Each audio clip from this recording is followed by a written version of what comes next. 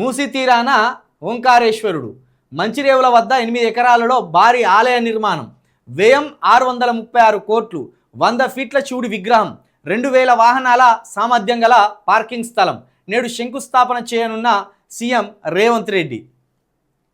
మూసీ భూములను కొట్టేయడానికి ఆఖరికి దేవుళ్ళను కూడా వాడతాడు రేవంత్ రెడ్డి గారు. మూసీని సుందరీకరణ చేస్తాననే పేరుతోటి మూసీ చుట్టుపక్కల ఉన్న భూములను కొట్టేసి వాటిని రియల్ ఎస్టేట్ దళారులకు అప్పజెప్పడానికి, రియల్ ఎస్టేట్ దళారుల నుండి సొమ్ము చేసుకోవడానికి కాంగ్రెస్ ప్రభుత్వం కావచ్చు, రేవంత్ రెడ్డి గారు కావచ్చు, చేయని ఇకమతులు లేవు, చేయని కథలు లేవు. మొన్న ఏమన్నాడు, నైట్ ఎకానమీని సృష్టించడానికి నేను ప్రణాళికలు వేస్తా అంటే నాకు కాళ్ళ మధ్యలో కట్టెలు పెడతాను మీరు అన్నాడు. ఇప్పుడు ఏమన్నాడు, ఆఖరికి ఆధ్యాత్మిక భావనతోటి అన్న ప్రజలను మభ్యపెట్టాలి, ఆధ్యాత్మిక పరమైన ఆలోచనతోటన్నా భక్తి పేరుతోటన్నా కొంచెం ఈ ప్రజల్లో వస్తున్న నిరసనను పక్కదారి పట్టియాలని ఒక ఆలోచనతోటి ఇప్పుడు మూసీ తీరాన ఓంకారేశ్వరుడు మంచిరేవుల వద్ద 8 ఎకరాల్లో భారీ ఆలయ నిర్మాణం అట. ఆ ఓంకారేశ్వరుడి పక్కనే సామాన్యులు జీవించే అవకాశం ఇవ్వరాదు. సామాన్యులు ఇండ్లను పాడు చేయకుండా ఓంకారేశ్వరుడి ఆలయాన్ని కట్టు, మాకు ఇబ్బంది ఏం లేదు. సామాన్యులందరినీ ఆ మూసికలలో నెచ్చిపారేసి, మూసి కాలువలో నించిపారేసి వాళ్ళ బతుకులు ఆ మూసిలో ముంచి ఓంకారేశ్వరుడి ఆలయం కడతామంటేనే ఇబ్బంది. వాళ్ళని అక్కడనే ఉంచు, ఓంకారేశ్వరుడి ఆలయాన్ని అంగరంగ వైభవంగా కట్టు. ఒకటి లోతుగా మీరు అర్థం చేసుకున్నారా, కేసీఆర్ గారి హయాంలో శ్రీ వైష్ణవాన్ని విస్తరించిండు.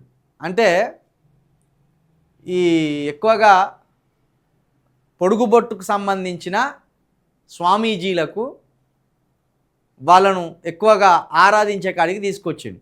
అందుకే ఎక్కువ చిన్నజీయర్ స్వామికి అవకాశం ఇచ్చేది. చిన్నజీయర్ స్వామి కూడా ఏమన్నాడు, కేసీఆర్ గారు మన వైష్ణవుడే, శ్రీ వైష్ణవుడే అన్నాడు ఆయన. కానీ రేవంత్ రెడ్డి గారు ఏం చేస్తానంటే ఎక్కువగా అడ్డబొట్టుకు సంబంధించిన దేవాలయాలను నిర్మించే ప్రయత్నం చేస్తాను. శైవానికి ఎక్కువగా ప్రాధాన్యత ఇస్తున్నట్టు కనబడుతున్నది.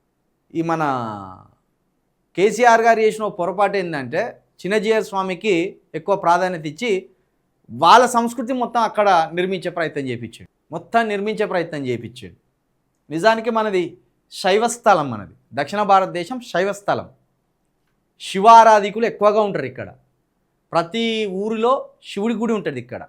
100% మనం ఆది హిందువులంతా కూడా శివభక్తులు.